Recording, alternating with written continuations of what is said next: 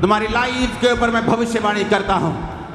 2025 में तुम रोगे नहीं बल्कि हंसोगे और यह हंसना बढ़ेगा। मैं भविष्यवाणी करता हूं 2025 के लिए तुम्हारी जिंदगी के ऊपर तुम बच के नहीं चलोगे, तुम राज्य करोगे। इस बात को नोट कर लेना। आमीन। ऊंचा और खतरनाक वाला चाहिए यीशु मसीह के सामर्थी नाम में।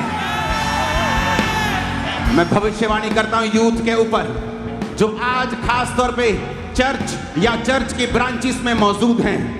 मैं यीशु मसीह के नाम में तुम्हारे ऊपर भविष्यवाणी करता हूं 2025 में तुम हजारों और लाखों नशे वाले लोगों को आजाद कर दोगे यीशु मसीह के नाम में। मैं भविष्यवाणी करता हूं तुम इस स्टेट के लिए, इस देश के लिए आशीष का, बरकत का कारण होंगे यीशु मसीह के सामर्थी नाम में।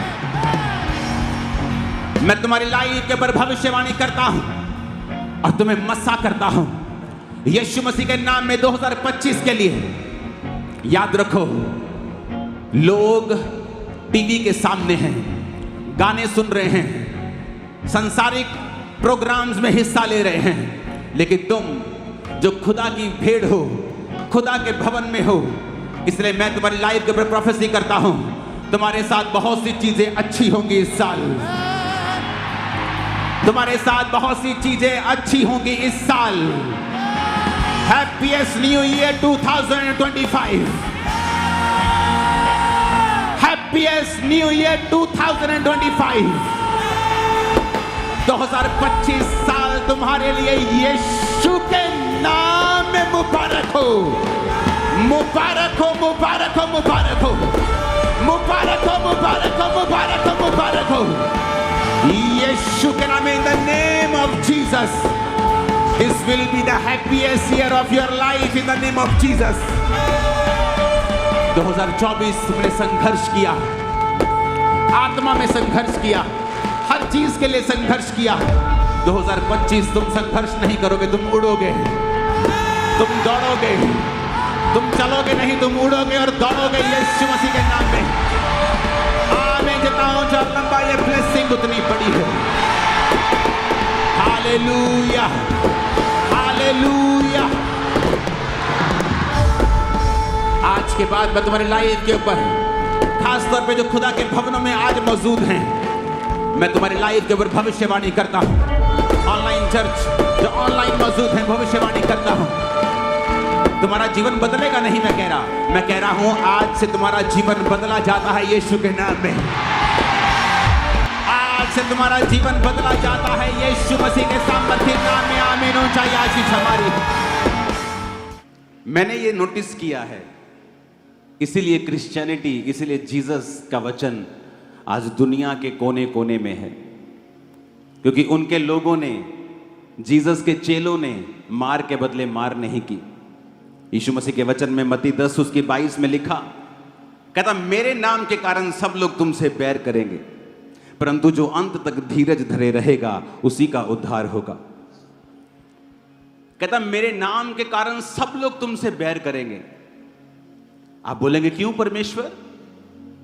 क्योंकि उन्हीं लोगों की नशे तुम छुड़वा रहे हो, उन्हीं लोगों के बीमार तुम चंगे कर रहे हो फ्री में, उन्हीं लोगों की आत्माओं को तुम उद्धार दे रहे हो। आज आप चर्च के सामने बैठे हैं, कितना पैसा दिया है? आप चर्च के फ्रंट वालों ने कितना पैसा दिया है? जिन पे प्रार्थना होगी कितना पैसा दिया है? स्वीट्स मिल रही हैं, अनॉइंटिंग ऑयल मिल रहा है, कितना पैसा दिया है?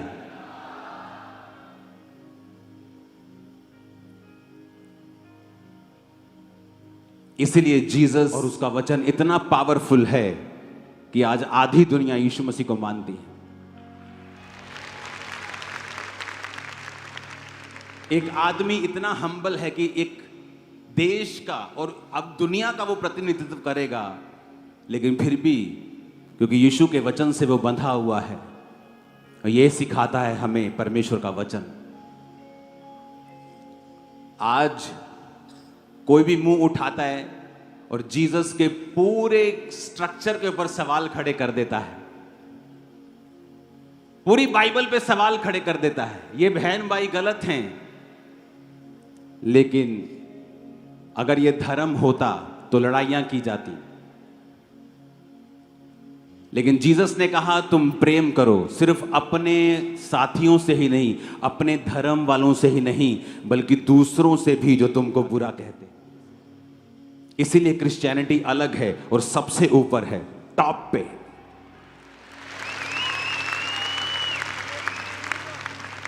क्योंकि अगर लड़ाई करनी हो तो जब कोई व्यक्ति बोलता है कि पूरी बाइबल ही गलत है, तो इमेजिन करो क्या हालत हो जाएगी। हालेलुया। लेकिन जीसस ने क्या कहा? यदि तुम प्रेम करोगे तो मेरे चेले ठहरोगे। क्रिश्चियन लोगों को भी मैं देखता हूं, जब आपके बयानों को कोई उल्टा अर्थ तोड़ मरोड़ के पेश करता है,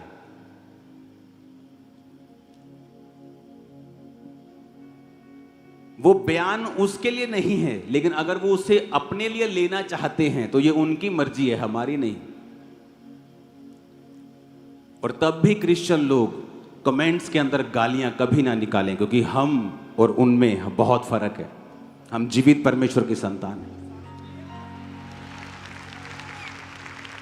बाइबल कहती है चुप भी नहीं रहना, अपनी बात भी रखनी है। हालेलुया। क्योंकि जीसस ने अगर प्रेम हमें ना सिखाया होता तो हम टिप्पणियां करते एक दूसरे के रीति रिवाजों पर, धर्मों के ऊपर। और इसीलिए मेरा 20 साल का रिकॉर्ड है, कोई व्यक्ति ये साबित नहीं कर सकता कि मैंने किसी पर भी टिप्पणी की हो, क्योंकि ये जीसस ने सिखाया नहीं है। इसीलिए उसने प्रेम करना सिखाया है, और हर एक विरोधी से हमने प्यार ही किया है हमेशा। हालेलुया। और इसीलिए जीसस ने कहा तुम दुनिया के नूर हो, तुम दुनिया से अलग हो, तुम दुनिया के जैसे नहीं हो, तुम दुनिया में रहते हो, परंतु मैंने तुमको दुनिया में से चुन लिया है। हालेलुया। मेरा यह विश्वास है 2025 में आपकी बीमारियां रूपी शर्मिंदगियां वो खत्म है यीशु के नाम। बीमारी और गरीबी रूपी श्राप खत्म है यीशु मसीह के सामर्थ्य नाम। हालेलुया। आप विक्ट्री में चलेंगे। आज परमेश्वर, मैं जब आ रहा था तो मुझे सोने चांदी का शौक नहीं, लेकिन परमेश्वर ने कहा रिंग डाल के जाना है आज। मैंने कहा क्यों परमेश्वर? परमेश्वर ने कहा इसलिए कि यह निशानी है कि तुम राज्य करोगे, राज्य। और बहुतों को लगता है क्योंकि जब आपको तोड़ मरोड़ के पेश करना हो तो इसको आप तोड़ के भी पेश कर सकते हैं कि देखो जी साढ़े तो राज करना चाहते। जीसस ने कहा मेरा राज यहाँ का नहीं है मेरा राज वहाँ का है। हालेलुया। अरे मेरा राज यहाँ का बना के तुम मुझे छोटा कर रहे हो। वो जीसस, वो परमेश्वर, वो यहोवा पिता जिसने ऐसे प्लैनेट्स बनाए हैं जो हीरों के, सोने चांदी के बने हैं। इतना पैसा एक प्लैनेट अगर बेच दें, इतना पैसा होगा धरती पर $100 की ढेरियां लगाकर वो चंद्रमा तक पहुंच जाएंगी। इतना पैसा उस एक प्लैनेट से बिकेगा। और ऐसे खरबों खरबों खरबों प्लैनेट्स हैं जो परमेश्वर ने बनाए हैं। तो तुम परमेश्वर को छोटा करना चाहते हो कि मेरा राज यहां का है, उसका राज यहां का नहीं है। जब मैं आपको कह रहा हूं आप राज्य करेंगे, तो मेरा यह मतलब है आप शैतान के राज के ऊपर राज्य करेंगे, बीमारियों के ऊपर राज्य करेंगे, गरीबी के ऊपर राज्य करेंगे, आप अपनी उस पाप के ऊपर राज्य करेंगे। लेकिन प्रॉब्लम यह है कि जब बेसमझ व्यक्ति आपको सुनता है तो वो कभी समझ नहीं पाता आप क्या कहते हैं। इसलिए जीसस की बातों को लोग समझ नहीं पाते थे। कहते थे अच्छा इसने तो ये कहा है कि ये मंदिर को ढा देगा और 3 दिन में बना देगा। जीसस ने कहा मैं उस मंदिर की नहीं, इस मंदिर की बात कर रहा हूं। हालेलुया। कि मैं मुर्दों में से जी उठूंगा 3 दिन के बाद। मेरा यह विश्वास है और ये एक एग्जाम्पल है हमारे लिए। अगर हम प्यार करेंगे और परमेश्वर के आत्मा में और पवित्रताई में आगे बढ़ेंगे, वो आपको इतना ऊंचा करेगा, और वो इतना ऊंचा करेगा जहां से आपको अगर देखना ही पड़ जाएगा तो गर्दनों में बल पड़ जाएंगे, आप इतना ऊंचा होंगे। Hallelujah, hallelujah. आज से कुछ साल पहले जब पंजाब में बहुत विरोध चल रहा था, इतना विरोध चल रहा था कि कहने की बात नहीं, और हम अन्य जाति लोगों का इलाज करवा रहे थे हॉस्पिटल्स में।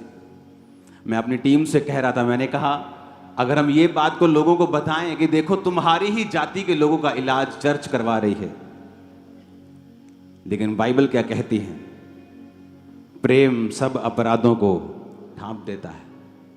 इसीलिए चर्च ऊंची हुई है, क्रिश्चियनिटी बड़ी है, क्योंकि ये धर्म नहीं, ये एक बेदारी है, ये परमेश्वर का काम है।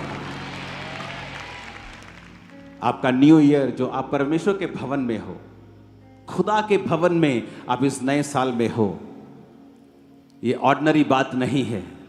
परमेश्वर आपके विश्वास को जो आपने प्रभु के लिए दिखाया है उसका ऑनर करेगा।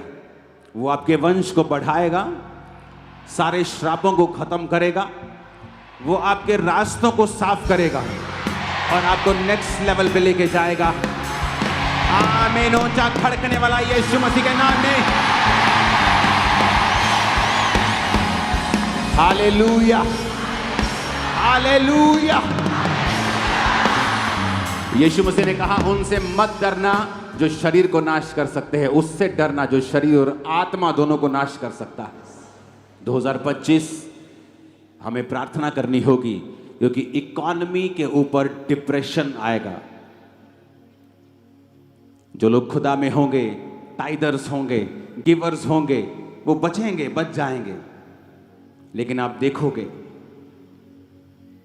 बाइबल कहती है, जब यिर्मयाह भविष्यद्वक्ता, यशायाह भविष्यद्वक्ता में जब आप पढ़ते हैं, यहोजकेल में आप पढ़ते हैं, तो परमेश्वर ने कहा महंगी की तलवार चलेगी, महंगी आएगी, जो चीजें महंगी हो जाएंगी। आप देखोगे 2025 में बहुत सी चीजें इतनी महंगी होंगी कि वो रिकॉर्ड ब्रेक कर देंगे, जो परमेश्वर ने मुझे दिखाया। क्योंकि इसलिए मैंने कहा कि 2025 हैप्पीएस्ट न्यू ईयर बोल के हम जल्दी जल्दी घर जाने वाले नहीं हैं। हमें कल प्रार्थना करनी है। आप दिन रात के रोज़ों में कल से नहीं हैं। अगर आपको मेडिकल कंडीशन है, आप दिन दिन के रोज़े करिए, आप कुछ करिए, आप बैठ के प्रार्थना करिए, चर्च में आइए, क्योंकि अगले 3 दिन हमें प्रार्थना करनी होगी। प्रार्थना करनी होगी देश की इकोनॉमी के लिए, क्योंकि आने वाले समय के जो मैसेज परमेश्वर दे रहा है वो अच्छे नहीं हैं, लेकिन हमें प्रार्थना करनी है। आप लोग बचाए जाएंगे, आपकी प्रार्थना के द्वारा दूसरे लोग भी बचाए जाएंगे। आपने यीशु मसीह के नाम का मजाक उड़ते रील्स में देखा, इतना कि जितना कभी नहीं देखा गया। आपको क्या लगता है, अगर क्रिश्चियंस कुछ नहीं कहेंगे तो क्या परमेश्वर कुछ नहीं कहेगा? मैंने लोगों को रोते हुए देखा है 2025 में, क्राई करते हुए देखा है, ऐसे ट्रबल्स में देखा है यंग लोगों को जो पहले उनकी लाइफ में कभी उन्होंने एक्सपेक्ट नहीं किए थे। तो हमें प्रार्थना करनी है कि परमेश्वर की सच्चाई उन लोगों के ऊपर जाहिर हो और वो लोग भी बचाए जाएं। आमीन। हमें प्रार्थना करनी होगी देश के लिए, हमें प्रार्थना करनी होगी आने वाले समय में पंजाब के लिए, क्योंकि शांति को बनाए रखने के लिए आपको प्रार्थना करनी होगी। हालेलुया। हमें प्रार्थना करनी होगी आने वाले समय के यूथ के लिए, क्योंकि जितना वो बिगड़ा हुआ आपको 2025 में दिखेगा, आपने लाइफ टाइम में कभी नहीं देखा होगा। इसलिए मैं कह रहा हूं कि हैप्पीएस्ट न्यू ईयर सिर्फ हैप्पीएस्ट न्यू ईयर बोलने से या मैसेज फॉरवर्ड करने से नहीं हो जाता। हमें परमेश्वर का आत्मा दिखाता है और समझाता है आपको क्या करना है, आपको क्या बोलना है, क्या आपको प्रार्थना में परमेश्वर से कहना है, प्रभु क्या कह रहा है आपको, और उसके अनुसार आपको प्रार्थना करनी है। इसलिए चर्च बनाई गई है। चर्च का मकसद सिर्फ आकर बरकत लेना नहीं होता। मैं बहुत सारे लोगों को बोलता हूं, जब वो आके बोलते हैं कि हम बड़ा स्ट्रगल कर रहे थे, हमसे हो नहीं पा रहा था, लेकिन अब प्रभु ने हमें ग्रेस दी है, अब हम आपकी चर्च में आते हैं और सब रुकावटें दूर हो गई हैं। तो मैंने कहा ये कौन सी बड़ी बात है, अभी तो पहला स्टेप हुआ है, अभी तो आप सिर्फ चर्च में आए हैं, तो कौन सी बड़ी बात है। अब चर्च में आकर आपने परमेश्वर के लिए क्या किया है, आपने कौन सी सेवा में हिस्सा लिया है। क्या आप सुसमाचार टीम के हिस्सेदार हैं? क्या आप पम्फलेट्स बांटने जाते हैं? क्या आप बीज बोते हैं? क्या आप प्रार्थनाएं करते हैं? क्या आप फास्टिंग करते हैं? क्या करते हैं आप? क्योंकि जब आप एक चर्च में शामिल होते हैं, आपको उस चर्च के दर्शन में शामिल होने के लिए परमेश्वर बुलाता है। इसीलिए बहुत से लोग बरकत नहीं पा पाते जो अलग अलग चर्चिस में जाते हैं। क्यों? क्योंकि अलग अलग चर्चिस में जाने से आप कहीं पर भी एक टिकाऊ जिंदगी नहीं ले पाते। क्योंकि जब आप चर्च में आते हैं, आप कुछ देर टिकते हैं, आप फिर निगाह में आते हैं परमेश्वर की, वो आपको ड्यूटी देता है, काम देता है। जब आप काम करना शुरू करते हैं, फिर परमेश्वर उस काम के जरिए आपको ब्लेस करता है। क्योंकि परमेश्वर का आपको आशीषित करने का एक ही तरीका है कि वो आपको अपनी महिमा के लिए पहले इस्तेमाल करे और फिर वो आपको आशीषित करे। लेकिन जब हम ये सोचते हैं, ओह अब मेरी कंफ्यूजन ठीक हो गई है, अब मैं इसी चर्च में आऊंगा, अब मुझे पता लग गया ये चर्च आत्मिक है, तो बहुत बड़ी बात नहीं है आप यहां पे आए हैं। ये तो शुरुआत है, it's just a starting point, ये तो एंट्री है आपकी, ये कोई बहुत बड़ी बात नहीं है। अभी आप आएंगे, उस दर्शन में शामिल होंगे, आपको मालूम होगा परमेश्वर क्या चाहता है। वो चाहता है मैं प्रार्थना करूं, वो चाहता है कि मैं अपने पास्टर के लिए, अपनी चर्च के लिए प्रार्थना करूं। वो अलग अलग आपको ड्यूटीज देता है, और जब आप उन ड्यूटीज में शामिल होते हैं तब परमेश्वर आपको आशीषित करता है। इसलिए मैं कहता हूं कि सिर्फ बिलीवर बन के चर्च में कभी मत आओ, चर्च के हर काम में आपका एक्टिव हिस्सा होना चाहिए। अगर आप चाहते हैं कि परमेश्वर आपको ब्लेस करे, तो चर्च के हर दर्शन में आपको शामिल होना होता है। इसीलिए परमेश्वर आपको भवन में रोपता है, यानी आपको बोता है भवन में। आमीन। ऊंची आवाज में आमीन बोलो।